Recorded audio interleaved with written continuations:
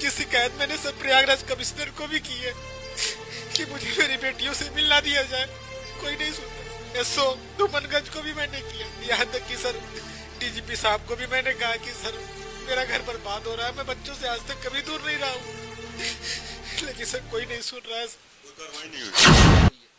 अब ये दहेज उत्पीड़न का कैसे आरोप? ये इन्होंने आरोप लगाया है कि 30 लाख रुपए लेके आई थी और फॉर्चूनर गाड़ी मांग रहे हैं सर यही आरोप लगाया थाने में सर दुख की बात तो यही है सर कि फॉर्चूनर गाड़ी 2010 में ही शायद लागू हुई थी कि नहीं हुई थी, लेकिन उन्होंने उसमें लिखा है, लिखित शिकायत दिया है कि अपने पद के हिसाब से वो सर और सर यही ज्योति मौर्य हमारी पत्नी जी 2015 में सिलेक्शन हुआ है, तो प्रतियोगिता दर्पण में सर इन्होंने लिखित रूप से दिया है कि मेरे पति आलोक कुमार मौर्य और मेरे ससुर राम मुरारी मौर्य की वजह से ही आज मैं इतने बड़े पद को प्राप्त की हूँ। सब तो मुझे था, लेकिन उन्होंने बताया कि ये लोग लखनऊ में मिलते भी हैं, रात भर रहते हैं। हाँ, तो सर मेरे आंखों से सर मतलब आंसू गिरने लगे और फिर मैंने अपने पत्नी से पूछा क्या ऐसी सही बात है, मैं तो आप पे बहुत भरोसा करता था। तो उन्होंने कहा नहीं आपको शक है, कोई प्रूफ हो तो ला के दीजिए। सर मेरा शक बढ़ता गया। ये 21 दिसंबर को घर से निकली लखनऊ के लिए कि मीटिंग है, फिर भी सर मैं भी इनको बिना बताए इनके पीछे पीछे लखनऊ आया और मैंने सर अपने आंखों से देखा ये लोग विभूति खंड स्थित मैरियार्ड होटल में रात भर रुकते हैं और जिसकी बुकिंग मनीष करता है। किसके आईडी से बुकिंग था? ये सर बुकिंग मनीष के आईडी से, और लोग रहते हैं वहाँ रात भर, सुबह निकलते हैं, 5,000 का बिल जमा करते हैं। सुबह मैंने वहाँ सामने खड़ा हो गया मैं ज्योति के, हमने कहा आप ये क्या कर रही हैं, ये मैं अनजान बोला कि ये कौन है, तो उन्होंने कहा ये मनीष है जिससे मैं बहुत प्यार करती हूँ। पत्नी ने बोला? सर बोला। और सर उसी दिन से मेरा विवाद, शक जो है सच्चाई में बदला, विवाद बढ़ता गया, फिर विवाद आज यहाँ तक पहुँच गया है कि मेरी पत्नी ये बार बार मुझे कहती हैं कि मुझे स्वेच्छा से तलाक दे दो, वरना मैं कोर्ट जाऊंगी, कोर्ट से तलाक लूंगी, उसमें भी नहीं दोगे तो मैं तुम्हारे ऊपर 376 अन्य गंभीर धाराएं लगा कर तुम्हारे पूरे परिवार को बर्बाद कर दूंगी, जेल भेज दूंगी, तलाक तुमसे लेके रहो। आपकी पत्नी का दिया? मनीष ने भी धमकी उमकी आपको दी कभी? सर मुझे एक बार हम लोग पारिवारिक ऐसे मनीष को लेके झगड़े हो रहे थे, तो प्रायः जब भी झगड़े पारिवारिक पति पत्नी में होते थे जी तुरंत मनीष को कॉल लगा देती थी।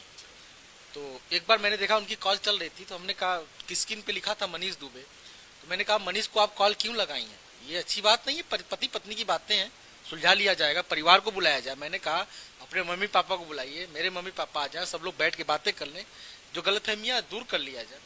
तो उन्होंने कहा नहीं मनीष मेरा सब कुछ है, मैं उसको सुनाऊंगी और आपको जो करना हो वो कर लीजिए। उसी समय मनीष दुबे ने मुझे फोन पे कहा कि ज्योति को तलाक दे दो, क्योंकि मैंने ज्योति की वजह से ही अपने पत्नी को भी तलाक दे रहा हूँ। ज्योति जी तुरंत मनीष को कॉल लगा देती थी।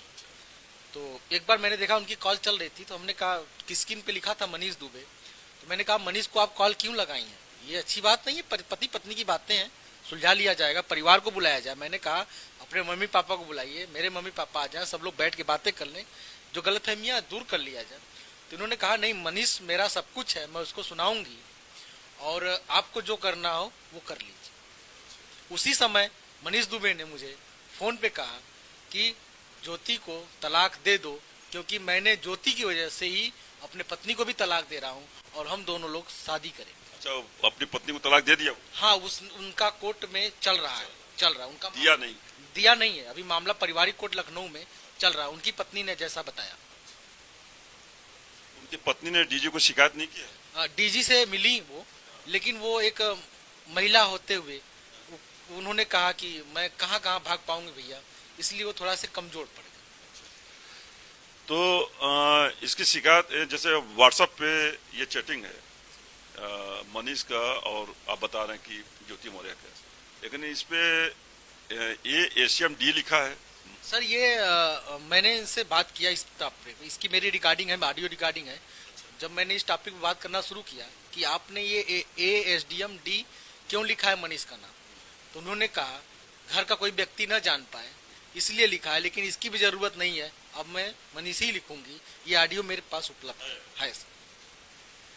तो आपने इसकी शिकायत होमगार्ड विभाग या शुगर मिल में आपकी पत्नी इस समय है, बरेली में मैनेजर के पोस्ट पे, दोनों जगह सीनियर ऑफिसर से आपने कंप्लेन की? सर मैंने इसकी शिकायत सर दोनों लोगों से की है, और बरेली शुगर मिल को भी सर लेटर दिया है, और डीजी सर के ऑफिस में 16 तारीख को मैंने रिसीव कराया लेटर, पिछले 16 को। आप मिले डी BK मौर्य जी से? हाँ, मैं सर गया, अपनी सारी बातें बताई कि सर मेरी रक्षा कीजिए सर, और मेरा परिवार बचा लीजिए, क्योंकि सर मेरी इन दोनों, हमारे पति पत्नी और उस मनीष की वजह से मेरी बेटियां सर बहुत परेशान हो रही हैं, बहुत प्रेशर झेल रही हैं।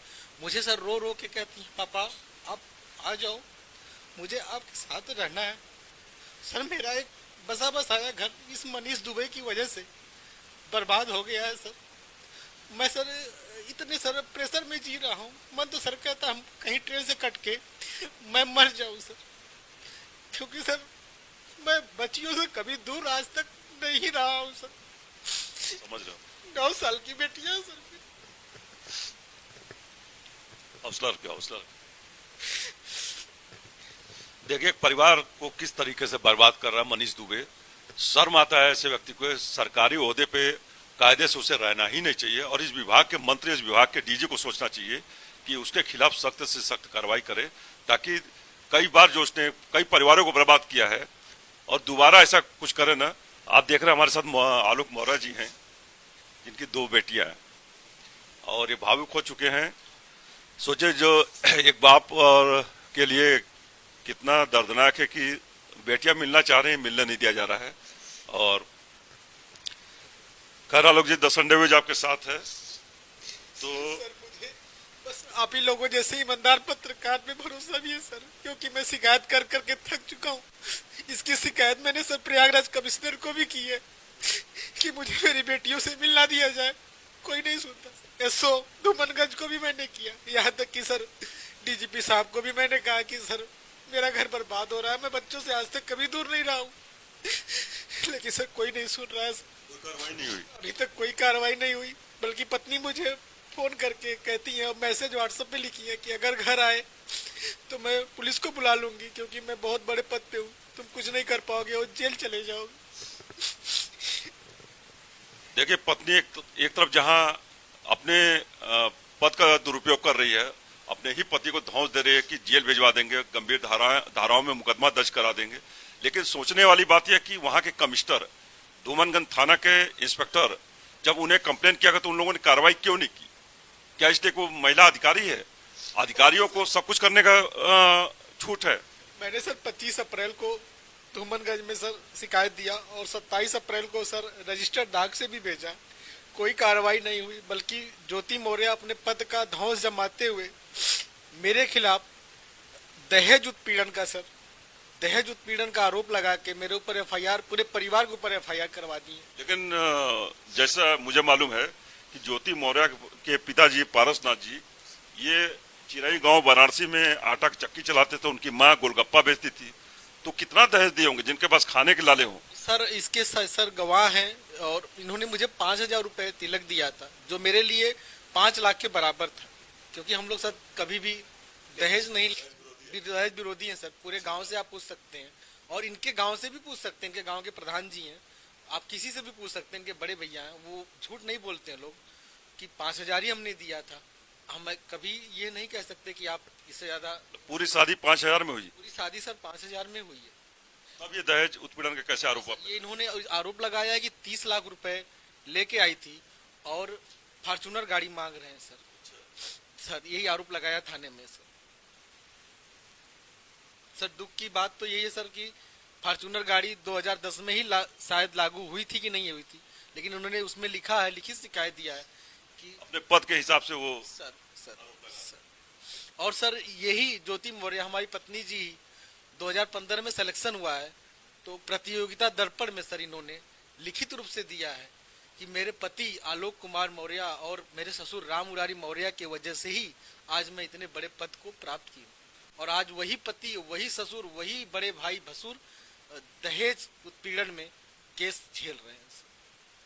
केस लगा चुकी है वो? सर एफआईआर दर्ज हो चुकी है धूमनगंज थाने में सर।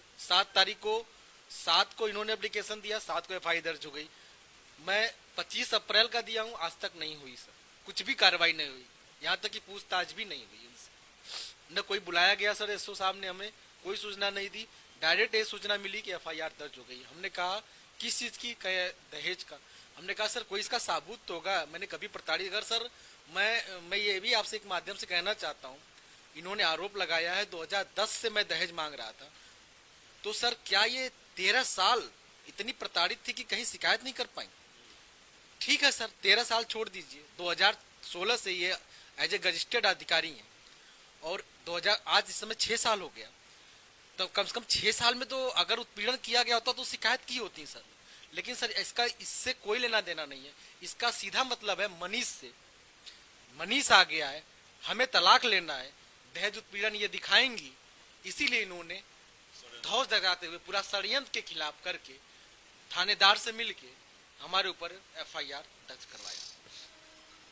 सीधी बात करें तो पति पत्नी के बीच वो तीसरा शख्स मनीष दुबे, कमांडेंट होमगार्ड, जो इस वक्त गाजियाबाद में तैनात है, सारे खेल का, हर चीज का, हर बुराई की जड़ वही है। अब आलोक मौर्य डीजी होमगार्ड से मिल चुके हैं।